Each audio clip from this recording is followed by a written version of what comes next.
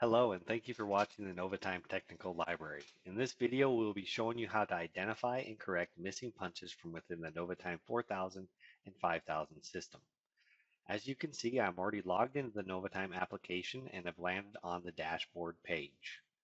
If your login does not automatically load up to the dashboard page, you can access the dashboard by clicking on the following link, or you can contact your solutions consultant asking if they could configure it so the dashboard will load up automatically for you. For this demonstration, I will be using the exception summary gadget within the dashboard to identify my missing punches. The gadget is displaying that I have two employees that have missing punches for the pay period 323 through 329, 2014. If I would like to see a list of the employees that are affected, I'm going to click on the missed punch underneath exception. This will redirect you to the timesheet section. On the left-hand side is the employee tree that lists out the two employees that have missing punches for the current pay period. Jason has one missing punch and Lynn has two.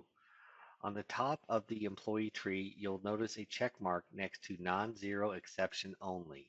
This is explaining to you that it's only showing you employees that have non-zero exceptions. If you would like to see a complete list of your employees, you must uncheck this box. There are two primary ways of resolving a missing punch within NovaTime 4000, in-cell editing and insert repost.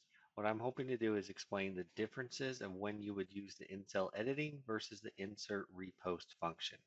If we take a look at Jason's timesheet, you will notice on Tuesday 325, he has a missing punch that's identified with the blue cell.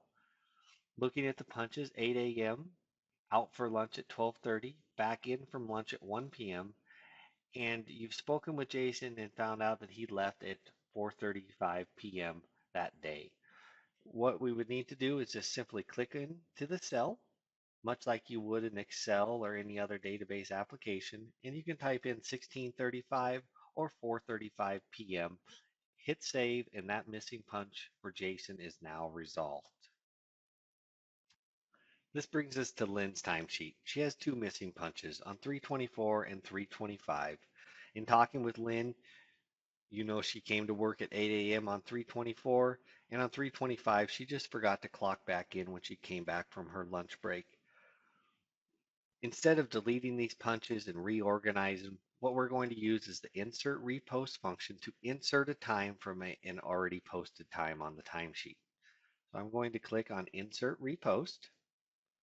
And you'll notice we have 8 options here, so we could fix 8 missing punches at a time. So we're going to select the date, 324, and type in 8 a.m. And then on Tuesday, 325, we know she came back from her lunch at 13:30. Once those times are entered, we're going to hit OK.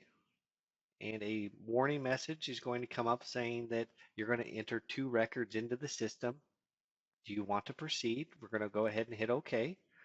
It's going to process for 1 to 3 seconds, depending on the amount of punches you're going to add into the system.